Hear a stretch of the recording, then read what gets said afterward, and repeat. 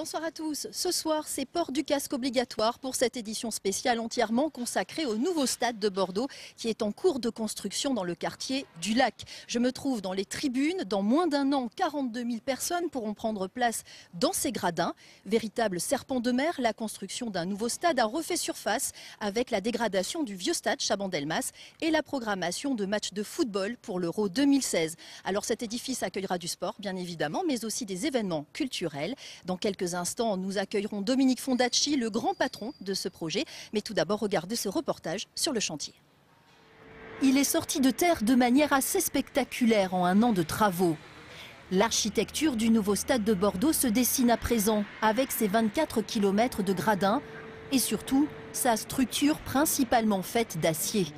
Les immenses colonnes de 38 mètres de hauteur lui donnent un aspect aéré. C'est la première fois en France que l'on mélange ainsi béton et métal pour un stade. Il est unique sur les stades qui sont construits actuellement en France et même sur les stades en général qui sont construits en France, dans le sens où il y a une grande part d'acier. Il y a à peu près 12 300 tonnes. À titre d'exemple, la Tour Eiffel, c'est l'image qu'on donne souvent, c'est à peu près 2 fois la Tour Eiffel. Souvenez-vous ici, en janvier 2013, il n'y avait encore qu'un immense terrain vague, une ancienne décharge polluée, gorgée d'eau et traversée par des jalles. Les travaux préparatifs du sol ont duré un an pour dévier les ruisseaux, assécher le terrain avec de la chaux et le stabiliser pour les fondations. Donc là on voit en fait le début du stade. La plateforme que vous voyez ici c'est la tribune ouest.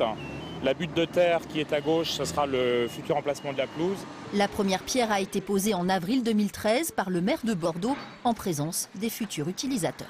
J'aimerais bien m'asseoir sur le banc ici parce que c'est un stade qui va faire envie d'après les maquettes. Donc pourquoi pas 2015 et pour mon staff technique. À la fin de l'été dernier, le stade prenait déjà forme. 400 compagnons travaillent actuellement sur le chantier. Très délicat, c'est la pose du toit. Comme un gros mécano, des bouts de charpente métallique de 106 tonnes chacun sont tissés grâce à cette grue.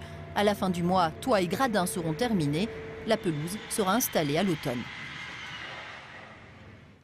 En direct du nouveau stade de Bordeaux, nous accueillons Dominique Fondacci. Bonsoir, vous êtes le grand patron des lieux. Derrière nous, on voit la forme rectangulaire du stade de Bordeaux qui se dessine. En quoi est-il original ?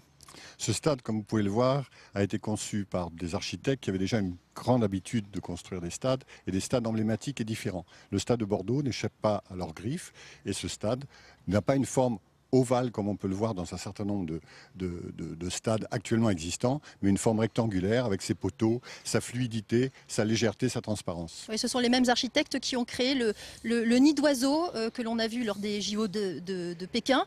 En quoi c'est un avantage pour le public d'être dans un stade comme celui-ci ? Alors ce stade, comme vous le dites très justement, a été conçu d'abord par des architectes qui avaient fait l'Allianz Arena à Munich et ensuite le nid d'oiseau. Donc ils avaient déjà une grande expérience, une évolution et ce stade profite de toute leur expérience, c'est-à-dire fluidité, mais fluidité pour le public qui peut y accéder facilement, qui peut s'y promener, qui peut déambuler autour d'une coursive qui fait plus de 800 mètres de long, 10 000 mètres carrés en surface, donc tout à fait un stade. Et proximité donc de la future pelouse, c'est ça, un stade à l'anglaise comme vous dites. C'est totalement un stade anglaise, c'est un stade qui sera chaudron, c'est un stade qui va résonner, qui va s'amplifier des sons des spectateurs. Et donc il y aura bien sûr des événements sportifs mais aussi culturels, on regarde. Dans un an, le nouveau stade sera terminé et la première rencontre pourra s'y dérouler. Ce sont les Girondins de Bordeaux qui en seront le club résident. Ils y disputeront leurs matchs de championnat de France et peut-être de Coupe d'Europe. Dès l'été 2016, ce stade accueillera quelques rencontres du championnat d'Europe de foot.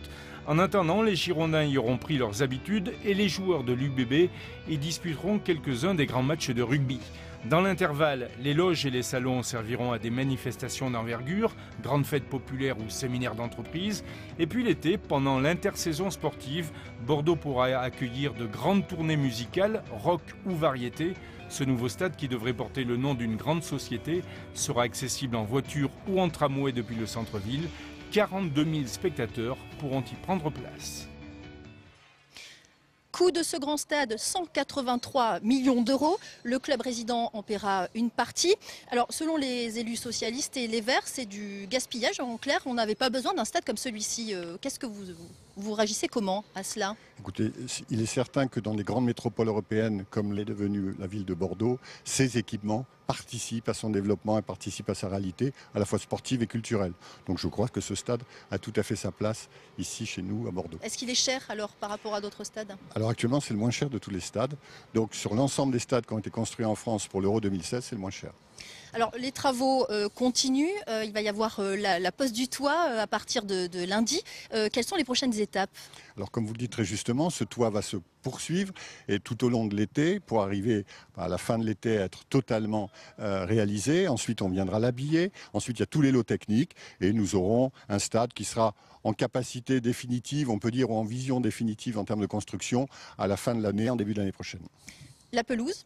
Elle va être, j'imagine, dernière génération comme ce stade? Tout à fait. Vous savez bien qu'à Bordeaux, on a une spécificité, on a une terre de football, mais aussi une terre de rugby. Et déjà, au stade Chaban-Delmas, nous avons le plus grand nombre de rencontres sportives rugby, foot. Eh ben, nous aurons la même chose et ces exigences nous ont fait choisir, nous ont mis dans l'obligation de trouver les meilleures solutions, les plus modernes pour avoir une pelouse adaptée. Est-ce qu'on connaît déjà le tout premier match qui se jouera là derrière nous?